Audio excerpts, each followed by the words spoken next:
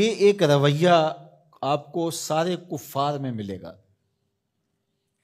کہ وہ پیغمبر کا انکار کرنے کے لیے یہ لفظ بولتے ہیں کہ تم چونکہ بشر ہو تو ہم تمہیں نبی مان لیں، نہیں مان سکتے۔ اگر آپ لوگوں کی میری طرف بھرپور توجہ ہو تو میں آپ کو ایک نکتہ سمجھانا چاہتا ہوں کہ یہ اصل اس کے پیچھے کیا چھپا ہے۔ ذرا دیکھیے، ایک طرف وہ پیغمبر کو اس لیے نہیں مان رہے کہ بشر ہے اس لیے ہم کیوں مانیں، اور دوسری طرف انہی کفار کا رویہ یہ ہے کہ پتھر کی بے جان مورتی کو خدا مان رہے ہیں۔ ماننے پہ آ جائیں تو مٹی کے بنے ہوئے بت کو خدا مان لیں، نہ ماننے پہ آئیں تو خوبصورت انسان کو پیغمبر بھی نہ مانیں۔ یہ رویہ ہے نا ان کا۔ ماننے پہ آ جائیں تو لکڑی کے تراشے ہوئے وثن کو اپنا خدا مان لیں، اور نہ ماننے پہ آئیں جو مسکرائے تو پھول کھلیں، اور جس کی سرمگی آنکھیں دلوں کے بند کواڑ کھول کے رکھ دے، اور جس کی گفتگو کے نور سے روشنیاں پھیلنے لگ جائیں، اس ستھرے اور پاکیزہ وجود کو پیغمبر ماننے سے انکار کر دے۔ تو یہ کیا بات ہوئی؟ یہ فلسفہ ان کے بیمار ذہن نے تراشا ہے، اس لیے کہ پتھر کی مورتی کو خدا ماننے سے کوئی فرق نہیں پڑتا، ان کے جذبات پر کوئی زد نہیں آتی۔ لکڑ کے بنے ہوئے مجسمے کو خدا ماننے سے ان کو کوئی فرق نہیں پڑتا، کوئی قربانی نہیں دینی پڑتی۔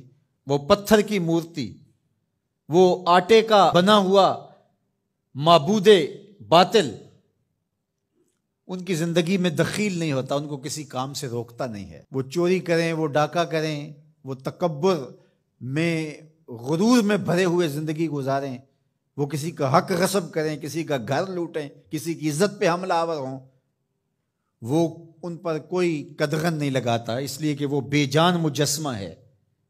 اس لیے اس کو ماننے میں ان کے نفس کو کوئی پرابلم نہیں ہے، اس لیے کہ وہ ان کے نفس پر شاک نہیں ہے۔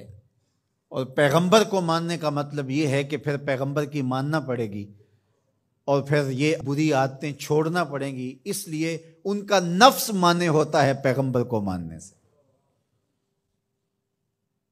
اور اگر آپ کی تھوڑی توجہ اور ہو تو میں ایک اور بات کرنا چاہوں گا کہ نانگے شاہ کو اور ملنگ دھڑنگ کو، سوٹا لگانے والے کو لوگ مان لیتے ہیں اور چکر لگاتے ہیں، اور ایک مسجد کے مولوی کے ساتھ وہ عقیدت نہیں رکھتے۔ اس کی کیا وجہ ہے؟ اس لیے کہ یہ خیر اور شر کی بات بتاتا ہے، اور وہ کچھ منع نہیں کرتا، وہ بے جان مجسمے کی طرح بس وہاں جا کے چڑھاوا چڑھا دو اور وہاں جا کے نذرانہ دے دو، لہٰذا بیمار ذہنیت اس کو تو مان لے گی لیکن ایک شیخ الحدیث کو نہیں مانے گی، اس لیے کہ یہ اس کی زندگی میں دخیل ہوگا، یہ بتائے گا کہ تم یہاں غلط کر رہے ہو، یہاں تم صحیح کر رہے ہو۔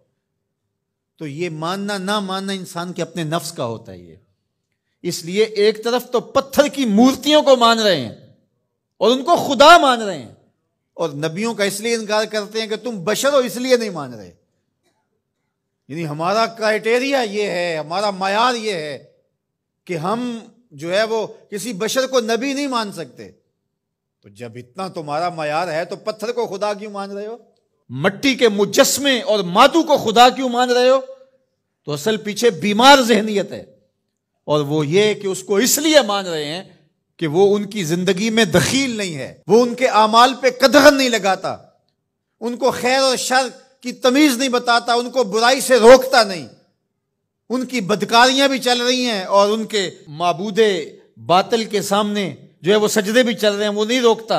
اچھا، ایک بات میں اور کرنا چاہتا ہوں، اور اگر آپ کی وہ توجہ ہو، آج ہمارا رویہ بھی یہ ہو گیا ہے، ہم کہتے ہیں کلمہ بھی چلتا رہے اور باقی بھی زندگی اپنی مرضی کی چلتی رہے۔ یہ بھی ایک قسم کی بت پرستی ہے۔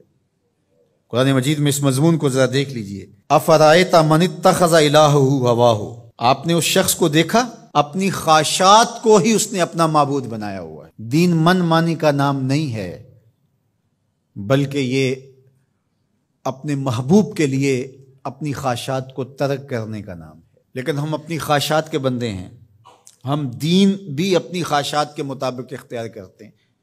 یہ ساری گفتگو کے نتیجے میں اس پہ ہم خود اپنے آپ پہ غور کر لیں کہ ہم کہاں